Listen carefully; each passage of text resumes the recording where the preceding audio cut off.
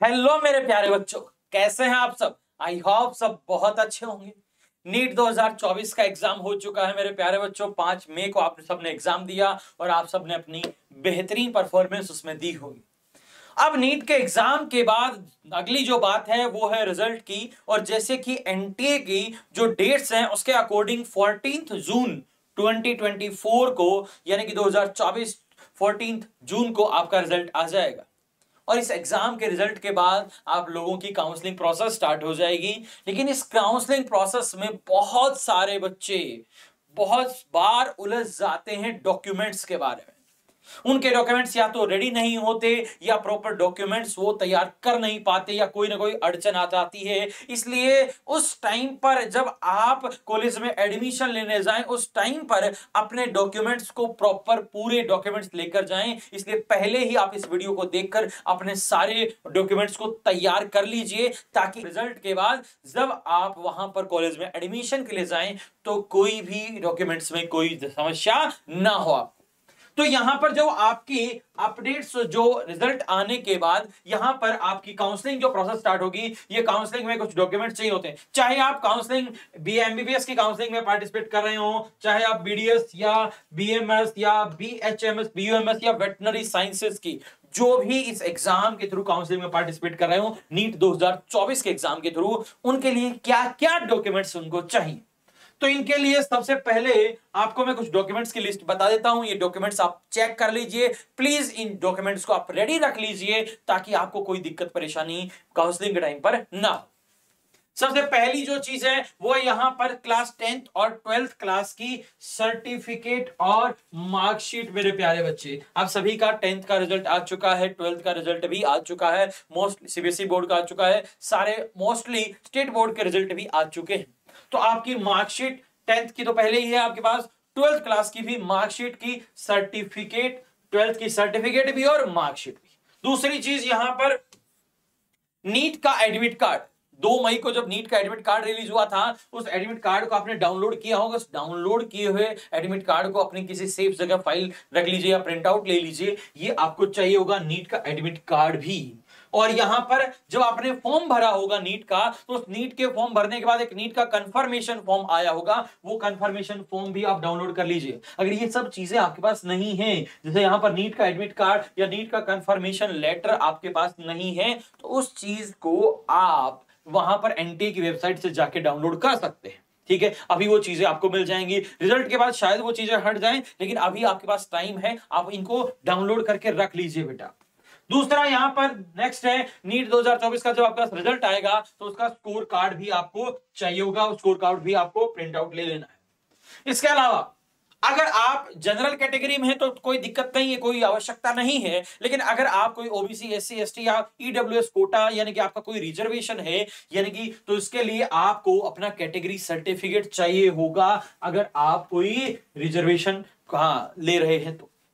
और यहां पर एक और चीज, जो आपकी फोटोज, जो आपने पासपोर्ट साइज फोटो चाहिए, जो आपने एप्लीकेशन फॉर्म में लगाई थी, ऑलमोस्ट वही सेम फोटो अगर आपके पास हो तो वो ज्यादा अच्छा है, ताकि फोटो मिलान में कोई दिक्कत परेशानी नहीं होगी। तो अगर आपके पास एप्लीकेशन फॉर्म में जो फोटो यूज की थी वो 8 से 10 पासपोर्ट साइज फोटो अपने पास रख लीजिए बेटा।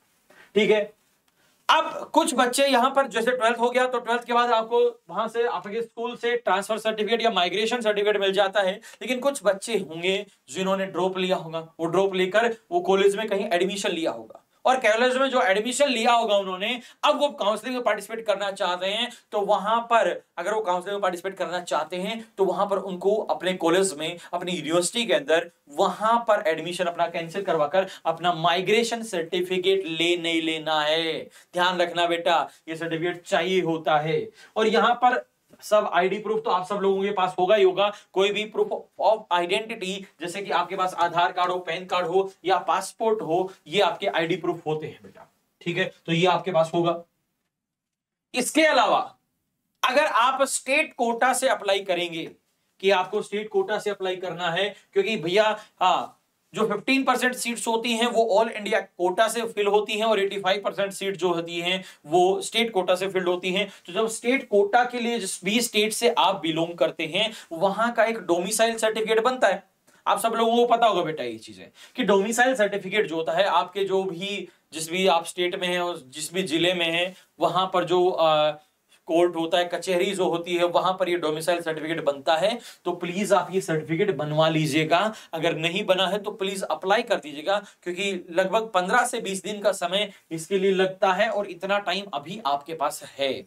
तो प्लीज ये डॉक्यूमेंट्स बनवा लीजिए, क्योंकि ये ऑन द स्पॉट ये चीजें, कुछ डॉक्यूमेंट्स ऐसे होते हैं कि तुरंत तैयार हो जाते हैं, लेकिन कुछ डॉक्यूमेंट्स के लिए बेटा टाइम चाहिए होता है। तो इस डॉक्यूमेंट को आप प्रिपेयर कर लीजिएगा। नेक्स्ट है यहां पर गैप सर्टिफिकेट या ड्रॉप सर्टिफिकेट। ये ड्रॉप या गैप सर्टिफिकेट जो होता है ये एक तरह का एफिडेविट होता है, और ये एफिडेविट भी आपके पास में जो कोई कचहरी है वहां से आप यहां से अपना एक गैप सर्टिफिकेट बनवा सकते हैं। इस गैप सर्टिफिकेट का कोई परफॉर्मा जो है वो एनटीए के ब्रोशर में दिया हुआ होगा। उस ब्रोशर से वहां पर उसको आप उस को कॉपी कर सकते हैं, या वहां पर उस ब्रोशर को दिखाकर आप कोर्ट के अंदर वहां जो कचहरी है उसके अंदर ये आप बना सकते हैं गैप सर्टिफिकेट। अपना परफॉर्मा दिया होता है कि इस तरह का गैप सर्टिफिकेट होना चाहिए बेटा, ठीक है। ये तो नॉर्मल डॉक्यूमेंट्स। अब एक दो डॉक्यूमेंट्स जो हैं, यानी कि जैसे एक इक्विवेलेंस सर्टिफिकेट होता है बेटा, ये सिर्फ और सिर्फ तेलंगाना स्टूडेंट्स के लिए है। तेलंगाना जो स्टूडेंट्स हैं, तेलंगाना जो स्टेट के जो स्टूडेंट्स हैं उनके लिए एक सर्टिफिकेट होता है इक्विवेलेंस सर्टिफिकेट। ये सर्टिफिकेट उनको बना लेना है बेटा। अगर वो आप तेलंगाना स्टेट से बिलोंग करते हैं तो ये सर्टिफिकेट भी आपको चाहिए हो। अच्छा, कुछ स्टेट्स जो हैं वो एक हेल्थ सर्टिफिकेट नाम से भी एक सर्टिफिकेट मांगते हैं, जैसे महाराष्ट्र में, यूपी में, बिहार में एक हेल्थ सर्टिफिकेट भी चाहिए होता है। इन सब की चीजें, इन सब के परफॉर्मा आपके एनटीए के ब्रोशर में, जो आपका नीट 2024 का ब्रोशर है उसके अंदर दी हुई हैं। तो यहां पर आप हेल्थ सर्टिफिकेट अगर आप उस स्टेट से बिलोंग करते हैं तो आप ये बनवाएं बेटा, ठीक है।